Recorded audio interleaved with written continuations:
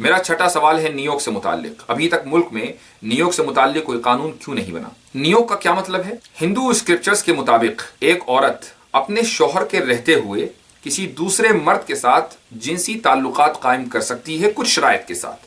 ان میں ایک شرط یہ ہے کہ اگر اس کا شوہر کسی کام کی وجہ سے یا کسی اپنے مذہب کی تبلیغ کی وجہ سے یا اپنے ملک کی حفاظت کے لیے اپنے گھر سے باہر گیا ہوا ہے، سفر میں ہے، اور کچھ سال وہ اپنے گھر واپس نہیں آ سکا. 3 سے 8 سال کا ہندو اسکرپچرز میں ذکر ملتا ہے کہ اگر وہ مال کمانے کے لیے گیا ہے تو 3 سال تک واپس نہیں آیا. اگر وہ اپنے دھرم کی حفاظت کے لیے اور دھرم کی تبلیغ کے لیے وہ ملک سے باہر گیا ہے تو 8 سال تک مثلا وہ عورت انتظار کرے. اور اگر 8 سال کے بعد یا 3 سال کے بعد اس کا شوہر نہیں لوٹتا ہے تو وہ شوہر سے طلاق لیے بغیر ایک دوسرے مرد کے ساتھ اولاد کو حاصل کرنے کے لیے، بچہ پیدا کرنے کے لیے جنسی تعلقات قائم کر سکتی ہے. اور اس میں جو شرائط ہیں اس میں جو سب سے پہلی شرط ہے وہ یہ ہے کہ جس مرد کے ساتھ نیوگ کیا جا رہا ہے وہ مرد برہمن ہو اور عورت نچلی ذات کی ہو. اسی طریقے سے نیوگ کی اس صورت میں بھی اجازت ہے ہندو اسکرپچر کے مطابق کہ اگر ایک عورت کے یہاں بچہ نہ ہوتا ہو اور اس کی وجہ مرد ہو، مرد امپوٹنٹ ہو، تو عورت کسی دوسرے مرد کے ساتھ نیوگ کر کے بچہ پیدا کر سکتی ہے. اسی طریقے سے اگر عورت ایسی ہے کہ اس کے یہاں بچے پیدا نہ ہوتے ہوں تو مرد کو یہ اختیار ہے کہ وہ کسی بھی عورت کے ساتھ نیوگ کر سکتا ہے اور بچے پیدا کر سکتا ہے. ہندو اسکرپچر کے مطابق راجا پانڈو کی 2 بیویاں تھیں اور ان دونوں بیویوں نے نیوگ کیا اور اس کے نتیجے میں پانڈوؤں کی پیدائش ہوئی. نیوگ کے مطابق ایک عورت 11 مردوں کے ساتھ تعلقات قائم کر سکتی ہے اور 10 تک بچے پیدا کر سکتی ہے. کیا یہ جینڈر جسٹس کے خلاف نہیں ہے؟ کیا یہ جینڈر ایکوالٹی کے خلاف نہیں ہے؟ کیا اس سے عورتوں کے حقوق پر ضرب نہیں پڑتی ہے؟ کیا عورتوں کے حقوق اس سے سیکیور ہوتے ہیں؟ کیوں ابھی تک سپریم کورٹ میں کوئی PIL داخل نہیں ہوئی نیوگ کو اللیگل قرار دینے کے لیے؟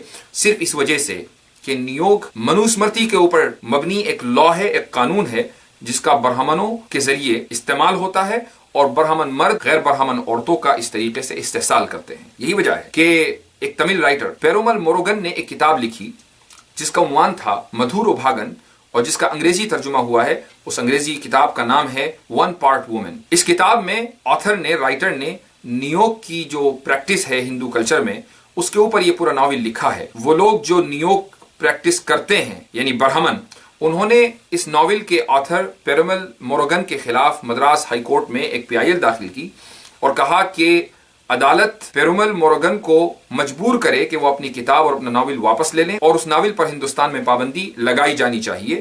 لکیلی، خوش قسمتی سے پیرومل موروگن کے حق میں عدالت نے فیصلہ کیا اور اس کتاب پر پابندی نہیں لگائی. لیکن یہاں سوال یہ ہے کہ اگر ایک شخص نے جو کہ خود بھی ہندو ہے ایک ظالمانہ روایت کے خلاف ناول لکھا اور اپنی قوم کو متوجہ کیا کہ اس ظالمانہ روایت کو ختم کیا جانا چاہیے، تو کیوں کچھ لوگ اس کے خلاف کورٹ میں چلے گئے اور اس کی کتاب پر پابندی لگانے کی مانگ کی؟ کیا ان لوگوں کو جینڈر جسٹس اور جینڈر ایکوالٹی کا خیال نہیں آیا؟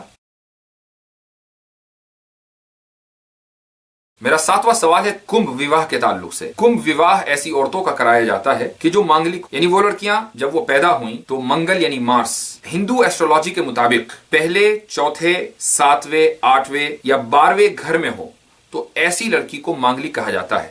اور ایسی لڑکی اگر کسی سے بھی شادی کرے گی تو وہ کبھی بھی خوش نہیں رہ پائے گی اور ان کی فیملی لائف میں ہندو ایسٹرولوجی کے مطابق بہت زیادہ پرابلمز رہیں گی. اس لیے ہندو ایسٹرولوجی نے اس کا یہ حل پیش کیا کہ ایسی مانگلک لڑکیوں کی سب سے پہلے پیپل کے درخت کے ساتھ شادی کرائی جانی چاہیے، اس کے بعد پھر وہ اپنی پسند کے لڑکے سے شادی کر سکتی ہیں. ایک عورت کا ایک درخت کے ساتھ شادی کرنا کیا یہ جینڈر جسٹس کے خلاف نہیں ہے؟ کیا یہ ویمن رائٹس کے خلاف نہیں ہے؟ کیا یہ ویمن ایکوالٹی کے خلاف نہیں ہے؟ ایسی شادی پر ابھی تک روک کیوں نہیں لگائی گئی؟ اور حیرت ہے کہ کمبھ وواہ کا جو رواج ہے وہ صرف جاہلوں کے یہاں یا لوور کاسٹ میں نہیں ہے بلکہ اپر کاسٹ میں اور پڑھے لکھے ہندوؤں میں ہے، سیلیبریٹیز میں ہے. انڈیا کے مشہور سیلیبریٹی امیتابھ بچن کی جو بہو ہے اس کا بھی پہلے کمبھ وواہ ہوا ہے اور اس کے بعد وہ امیتابھ بچن کی فیملی میں بہو کے طور پر قبول کی گئی ہے.